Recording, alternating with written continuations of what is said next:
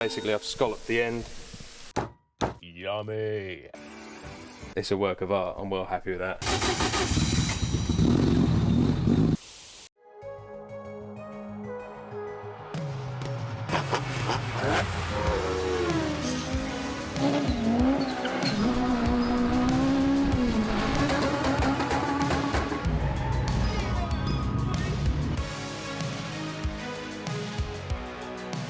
Right, hello. In the last video you saw me and Zach remake the merger collector bit, got rid of the cone, welded that up, and as I said, I wanted to take this opportunity to get rid of the screamer pipe that ran down here, and I've been cutting and shutting and welding up this, which is my new external wastegate that's going to be plumbed back into the downpipe. So yeah, I've cut up the original screamer pipe. I've got this stainless steel bellow from Walton Motorsport, and yeah, basically I've scalloped the end and I've cut a hole in the downpipe, so now we can push all of that exhaust gas out the side exit, is the plan. So yeah, all I've got to do is clamp this up here and weld that on to the downpipe, and hopefully I've got enough flex in that to pull it out of the way, take the wastegate off, and also get my radiator out the engine bay, because as you know, it's all pretty tight in there, so we'll see how we get on. Just gonna blow it in.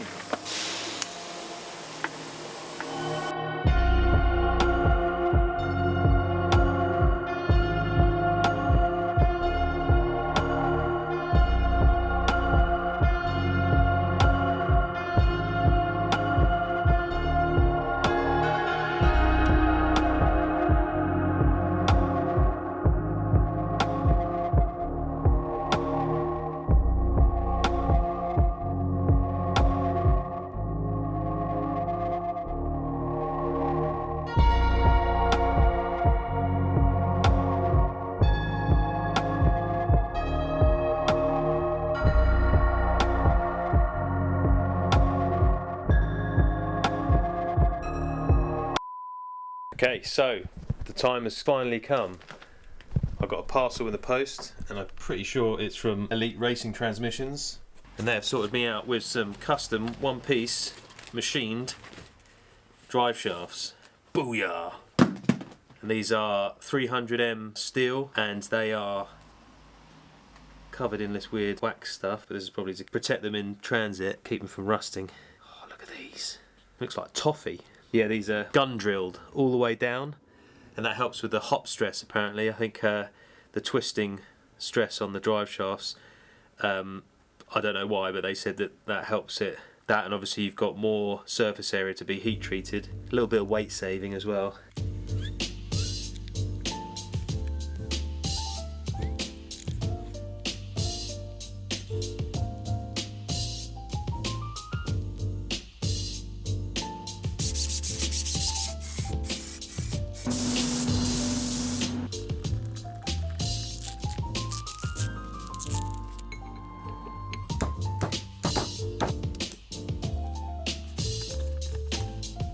Yummy!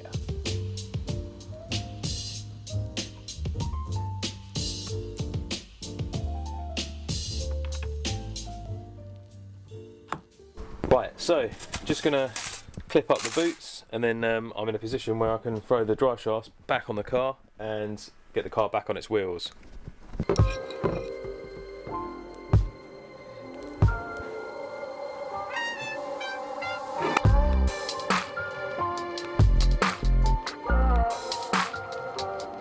So there's the drive shafts back in. I'll be honest, when I was playing around with this, I noticed some of my bolts were loose. So it's all going back together. I'm using Loctite. I've also bought from Amazon an Eddie pen, and I'm just going to mark up all of the bolts when they're tightened up, and hopefully they're tight enough that they won't come apart with the Loctite. Right, so drive shafts are back on. They all fit perfectly. I have just got to tighten up and crimp over the hub nuts, throw some gearbox oil in it, but for now this gives me a chance to push it outside and then whip the back half of the cage out so I can weld the extra bars in and my little headrest brackets. So let's push it outside and crack on.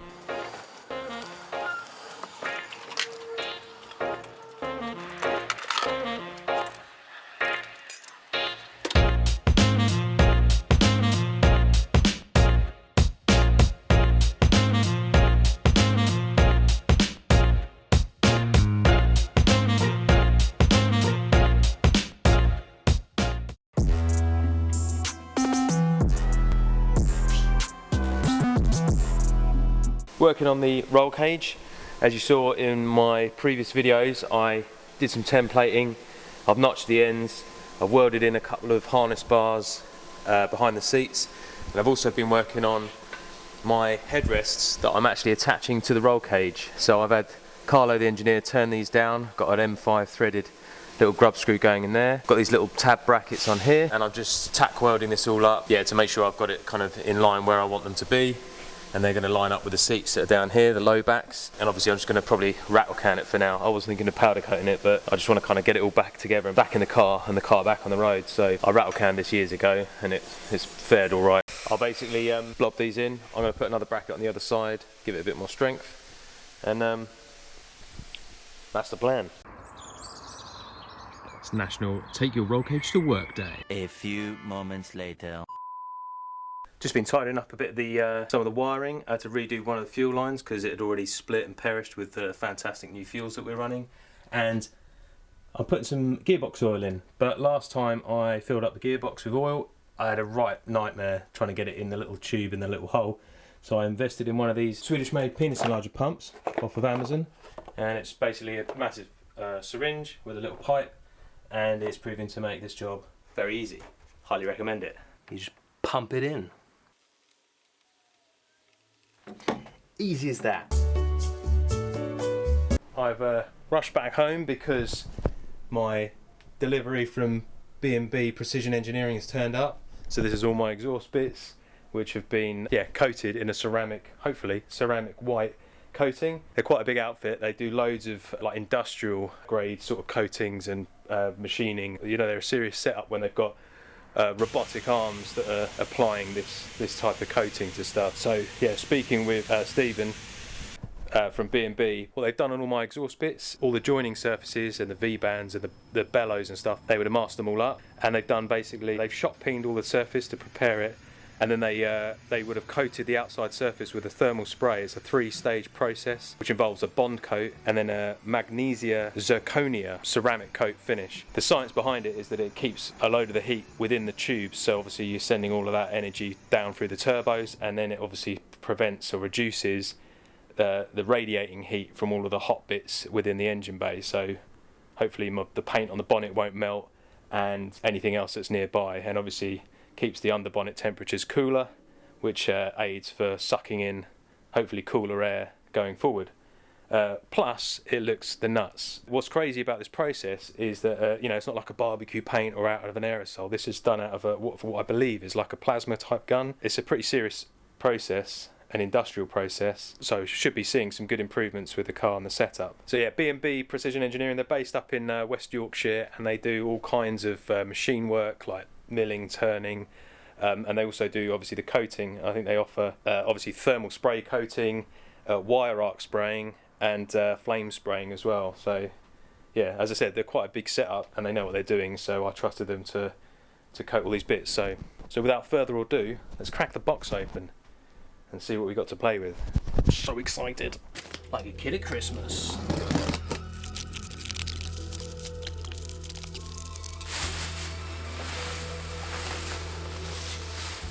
Mate. Probably wear gloves.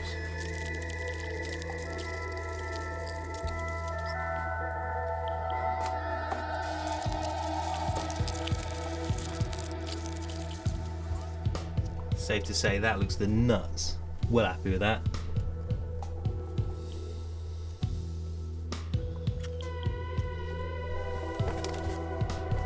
Be rude not to offer it up on the engine quickly.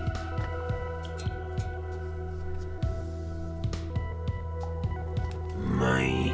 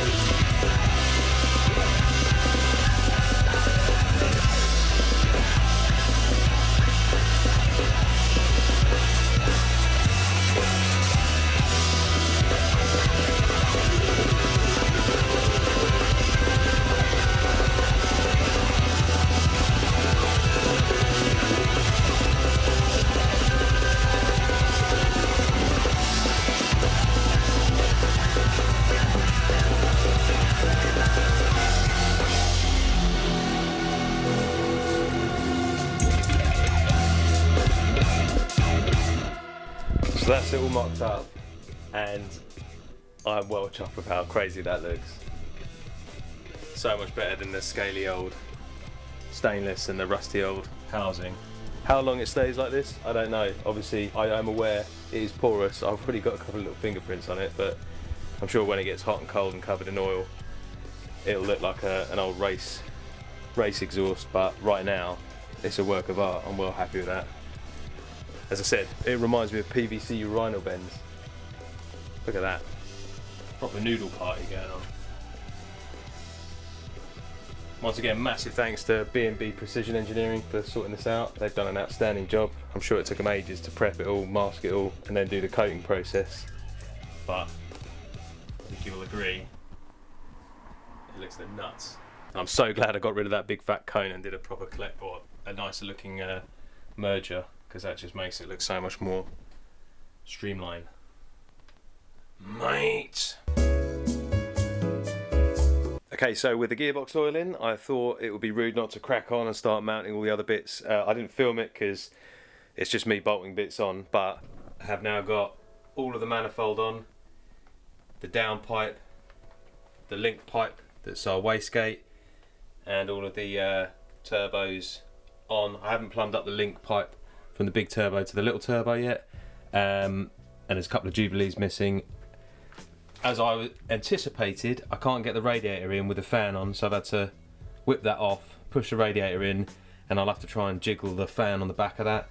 But everything looks like it's all going to go in. Everything looks pretty awesome. I'm well happy with how that manifold looks. I have got a few marks on it, I'll be honest. It is really hard not to get some fingerprints on it, and it will inevitably change colour and get mucky whilst I'm using it. But for the moment, for now, it looks, yeah, the nuts. Well happy with that. So yeah, without further ado, I need to connect up a couple of the fuel pumps, and then I think I'm in a position where I can actually fire this thing back up again. All the oil lines and returns are on the turbos, so yeah, let's see if it will make some noise. Your eyes are red. Red, yeah, because of the light. Ready, steady, pumps on. Pumps on. On your marks, get set. Go. Yeah, woo-hoo.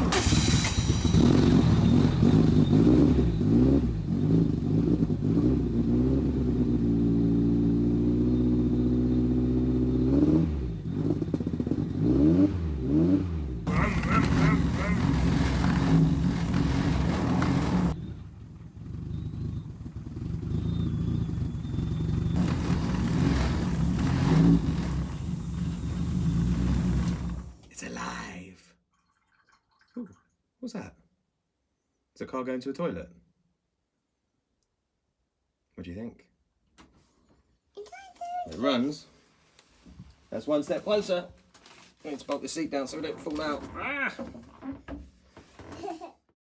Yeah, so there it is. It's back up and running. Still got to do some final buttoning up. I've got to bolt the cage in, the seats in, sort out the windows, the scoops, a couple of little bits in here with the coolant and the radiators and stuff. Finish off plumbing some bits up in here.